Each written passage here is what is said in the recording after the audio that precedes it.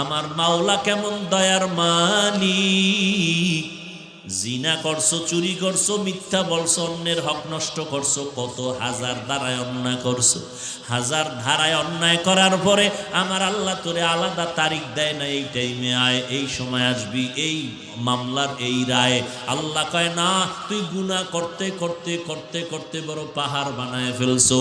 আমার দরজায় এসে তুই যখন মনে চাইস একবার আল্লাহ বলে ডাক দিয়ে যদি বলো, আল্লাহ আমি ধারা টারা বুঝি না, অন্যায় করে ফেলছি, শয়তানের ধোকায় মাফ করে দাও, আমিও ধারা টারা দেখবো না, তুই একবার আল্লাহ কয়া ডাক দিবি, তোর জীবনের সব গুনাহগুলো মাফ করে দিব। ওরে আল্লাহর গোলাম, আসরের শপথ করে বলেন সব মানুষ জাহান্নামে যাবে, তবে 4 গুণওয়ালা মানুষ জান্নাতে যাবে। 1 নাম্বার গুণের নাম ঈমান, দ্বিতীয় গুণের নাম হলো নেক